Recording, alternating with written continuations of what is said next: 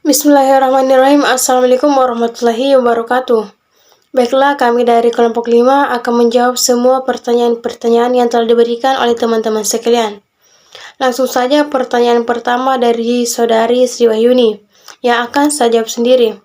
Adapun pertanyaannya yaitu, bagaimanakah menurut pemateri seberapa penting instrumen keuangan syariah di Indonesia? Jadi, di Indonesia, instrumen keuangan syariah sudah menjadi bagian penting dari pembangunan nasional. Menteri Keuangan menambahkan bahwa surat berharga syariah negara retail atau sukuk misalnya saat ini menjadi instrumen terpenting pemerintah. Salah satunya untuk pengembangan keuangan syariah.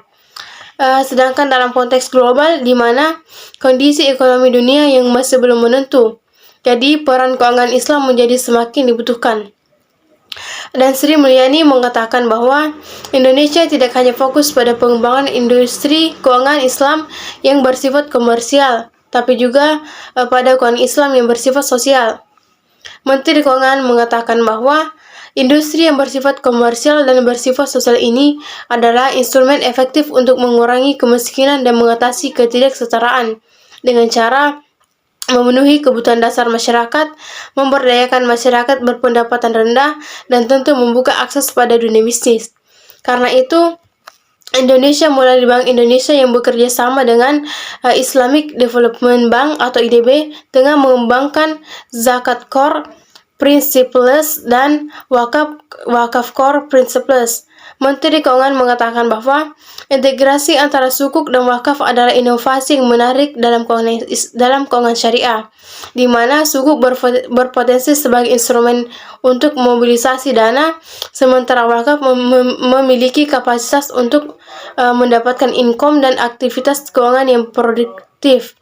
Karena itu, kolaborasi antara suku dan wakaf ini dapat menjadi inovasi dalam menyediakan pembiayaan berbiaya rendah untuk menjalankan keberlanjutan ekonomi. Sementara Gubernur Bank Indonesia mengatakan bahwa perlu upaya untuk mengoptimalkan keuangan Islamic Social Finance untuk mencapai pertumbuhan yang inklusif, di mana prinsip keuangan Islam sangat cocok dengan aktivitas SDGs dan inklusi keuangan, serta pengembangan usaha kecil dan menengah. Baiklah, itulah jawaban dari saya. Selanjutnya, pertanyaan-pertanyaan selanjutnya akan dijawab oleh saudari Siti Fauzia Anwar dan Nurlianti. Baik, bismillahirrahmanirrahim. Assalamualaikum warahmatullahi wabarakatuh. Di sini saya akan menjawab pertanyaan dari saudari Andini, di mana pertanyaannya itu instrumen apa saja yang diharamkan dalam pasar modal syariah. Instrumen yang diharamkan dalam pasar modal syariah itu terbagi menjadi beberapa.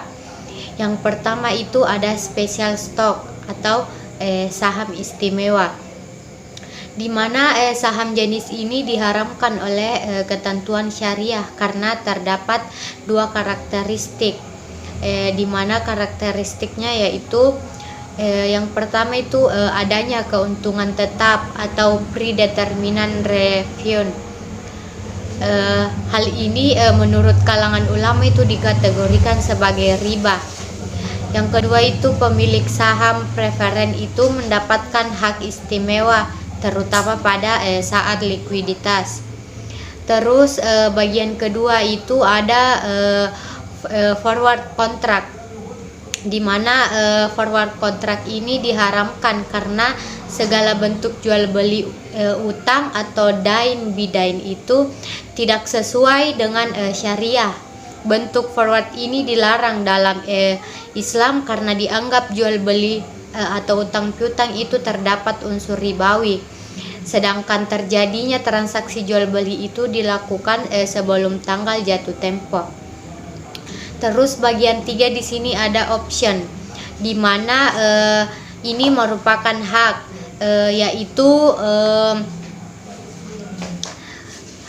yaitu untuk membeli dan menjual barang yang tidak disertai dengan underlying aset atau real asset, di mana transaksi option ini bersifat tidak ada atau non-eksis, dan dinilai oleh kalangan ulama bahwa kontrak option ini termasuk fitur yaitu mengandung unsur gharar, penipuan atau spekulasi, dan maisir atau judi.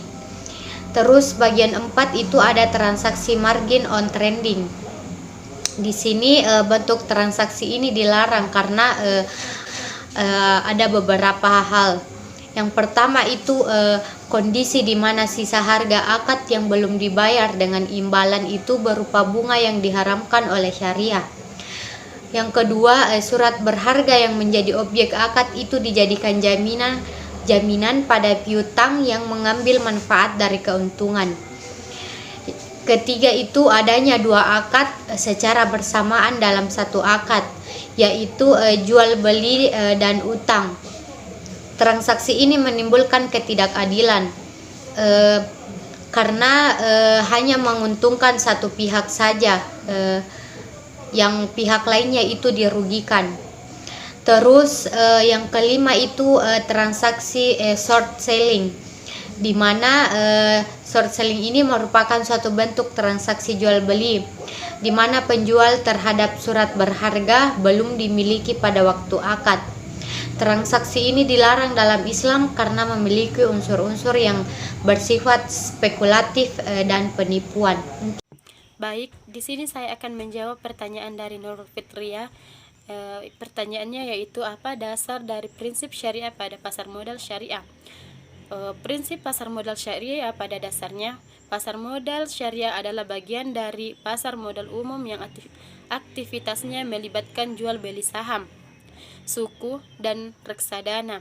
Aktivitas keuangan tersebut menjadi bagian dalam perbuatan muamalah juga yang mana memiliki makna mengatur hubungan antara sesama manusia. Kegiatan pasar modal termasuk dalam kelompok muamalah, sehingga transaksi dalam pasar modal diperbolehkan sepanjang tidak ada larangan menurut syariat Islam. Pada bab 2 pasal 2 Fatwa Dewan Syariah nomor Nasional nomor 40 DSN MUI 9/2003 tentang pasar modal dan pedoman umum penerapan prinsip syariah di bidang pasar modal antara lain. Yang pertama itu investasi halal dan sesuai syariah pasar modal. Syariah memiliki prinsip dasar syariah Islam yang menyediakan produk atau instrumen investasi yang halal khususnya bagi umat Islam. Dengan investasi halal ini diharapkan kecemasan masyarakat terhadap investasi yang mengandung riba dan halal haram lainnya dapat diatasi. Kedua itu menggunakan uang sebagai alat pertukaran nilai.